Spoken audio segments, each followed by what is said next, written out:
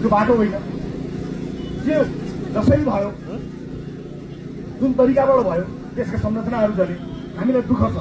तर त्योभन्दा पनि धेरै त हाम्रा सपनाहरू जलेका छन्। त्यसलाई चाहिँ खरानीमा दिनु भएन नि, त्यसलाई बचाउनु पर्यो नि। सिंहदरबार बनाउला, संसद भवन बनाउला, न्यायालय पनि बनाउला, तर वर्षौँदेखि खरानी गरेर हाम्रो सपना कसले बनाउँछ? हामी बनाउँछौँ। हामी सबै जेन्जीको साथ बोकेर, हामी जेन्जी भाइ हो, रवि दाई पनि साथ भन्छ। किन चिन्ता गर्छ?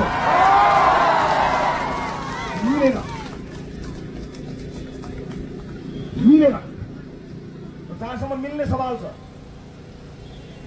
जहाँसम्म सँगै जाने सवाल छ।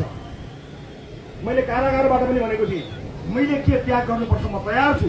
कारागारमा छु, मेरो पार्टी बनाउनुहोस्, पार्टीले जे भन्छ त्यही, मलाई केही पनि चाहिएको छैन। पार्टी जहाँ साथीहरूसँग कुराकानी गर्नुहोस्, कसैलाई चुनाव चिन्ह चाहिन्छ, मेरो स्वागत छ, लैजानुहोस्। पार्टी चाहिन्छ लैजानुहोस्, झन्डा चाहिन्छ लैजानुहोस्, पार्टी अफिस चाहिन्छ, सिङ्गो पार्टी लैजान्छ लैजानुहोस्, सभापति चाहिन्छ, उपसभापति चाहिन्छ लैजानुहोस्। देश बन्नु पर्यो, व्यक्तिको कुनै ठुलो कुरो होइन। मिल्नुपर्नेहरू